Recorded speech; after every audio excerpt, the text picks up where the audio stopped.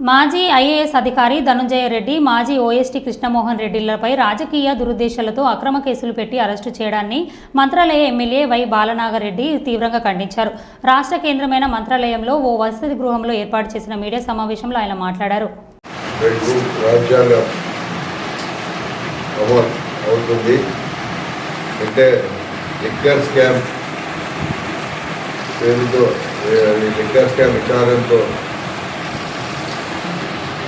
మన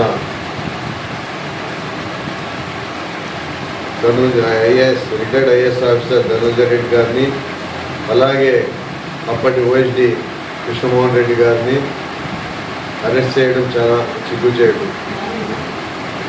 2019లో జగన్మోహన్ రెడ్డి అధికారం వచ్చిన తర్వాత 43,000 పెన్షన్ తీసేయడం జరిగింది. అలాగే 4,380 మన పర్మిట్ రూమ్లు రద్దు చేయడం కూడా జరిగింది. తెలుగుదేశం హయాంలో లిక్కర్ స్కామ్ 25,000 కోట్లు జరిగిందని సిఐడి నిర్ధారించడం కూడా జరిగింది అప్పట్లో. అయినా కూడా వాళ్ళు చేసిన తప్పులన్నీ కప్పిపుచ్చుకోవడానికి ఈరోజు వైఎస్ఆర్ కాంగ్రెస్ పార్టీ వాళ్ళని అధికారులు అయితేమి, అప్పట్లో ఉన్న అధికారులు అయితేమి, కార్యకర్తలు అయితేమి, నాయకులు అయితేమి ఏదో రకంగా ఇబ్బంది పెట్టాలన్న ఆలోచన చేస్తున్న ఈ కూడా ప్రభుత్వము తప్పకుండా వాళ్ళు కూడా రేపు నెక్స్ట్ రాబోయే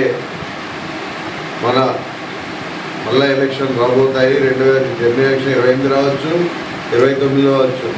వచ్చిన తర్వాత మాత్రము తప్పకుండా మూల్యం చెల్లించుకుంటారు వాళ్ళు కూడా. జగన్మోహన్ రెడ్డి ఎంత మంచివాడో అంత మొండివాడు కూడా. అధికారం వచ్చిన 2019 అధికారం వచ్చినప్పుడు ఎక్కడ కక్ష సాధింపులు కానీ ఒక్కటి కూడా జరపలేదు మా జగన్మోహన్ రెడ్డి గారు. అయితే ఇప్పుడు వచ్చిన కూటమి ప్రభుత్వము నాయకులను అయితేమి, వైఎస్ఆర్ కాంగ్రెస్ పార్టీ కార్యకర్తలు అయితేమి, నాయకులను అయితేమి, అలాగే అప్పట్లో ఉన్న అధికారులు అయితేమి, మీడియా, సోషల్ మీడియా వల్ల ఏదైనా ప్రతి ఒక్కరిని ఏదో రకంగా వాళ్ళని ఇబ్బంది పెట్టడం జరుగుతుంది.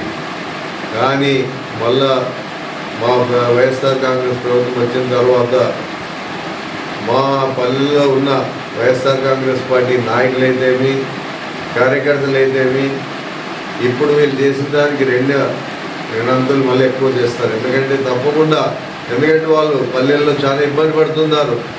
జగన్మోహన్ రెడ్డి చెప్పినా కూడా వినే పరిస్థితుల్లో ఉండదు. ఆ రోజు జగన్మోహన్ రెడ్డి మాట కూడా వినే పరిస్థితుల్లో మా నాయకులు గారి కార్యకర్తలు ఉండరు. అందుకే ఒకసారి కూటమి ప్రభుత్వం తెలుసుకోవాలి. ఇలాంటి అక్రమ కేసులు, ఇలాంటి బెదిరింపు కేసులు పెడితే ఎవరు కూడా భయపడే ప్రసక్తి లేదు. కాబట్టి వాళ్ళు కూడా ఆలోచన చేసుకొని, వాళ్ళకి శాశ్వతం కాదు వాళ్ళ పార్టీ, కూటమి ప్రభుత్వమే శాశ్వతం కాదు. అలా గుర్తుపెట్టుకొని ఆలోచన చేయాలి తప్ప వాళ్ళు సూపర్ 6 అని డైవర్ట్ చేయడానికే వాళ్ళు ఇవన్నీ చేస్తున్నారు తప్ప వాళ్ళు ఏ ఒక్కటి కూడా పథకాలు ఎందుకంటే పెన్షన్ తప్పదు, నెల ఇవ్వాల్సింది కాబట్టి తప్పకుండా ఇస్తున్నారు. గ్యాస్ ఒకటి ఇచ్చినారు, దానికి కొంతమందికి పడినాయి అకౌంట్లో, కొంతమందికి పడలేదు ఇంతవరకు.